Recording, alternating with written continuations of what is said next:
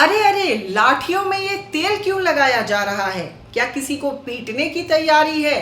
नहीं नहीं जी, बिल्कुल नहीं।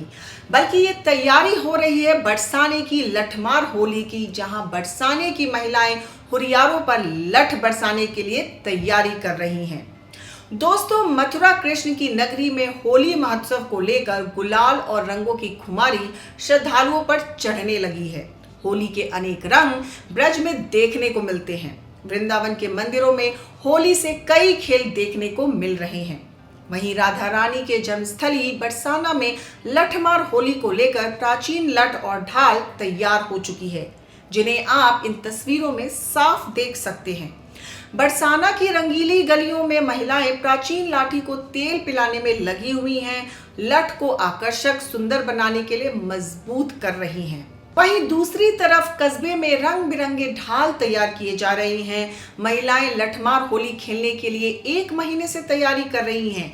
लहंगा चुन्नी की खरीदारी के साथ ही सुबह शाम स्पेशल डाइट भी ले रही हैं।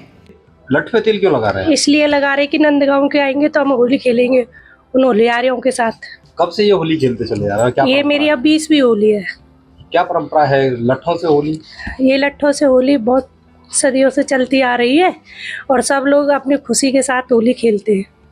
फूलों से होली हमने सुनी थी, रंगों से सुनी थी, ये लठ की होली? ये लट्ठ की होली बहुत सदियों से चली आ रही है। कान्हा के लिए जो कान्हा आता है, जो ठाकुर जी बन के फिर दूल्हा बन जाता है, दूल्हा बन के दुबकता है तो गोपियाँ उसको उधा मार के बाहर निकालती है, कहती है बाहर निकल, या दूल्हा बना बैठा होली खेलेंगे। उसे ऐसे आराम से मारती है या पूरी ताकत नहीं नहीं, आराम से मारते हैं और ताकत से भी मारते हैं, दोनों तरफ से मारते हैं, प्यार से भी।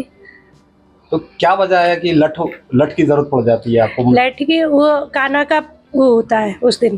तो दोस्तों, अब आप समझ ही गए होंगे कि आखिर ये तैयारी क्यों हो रही है।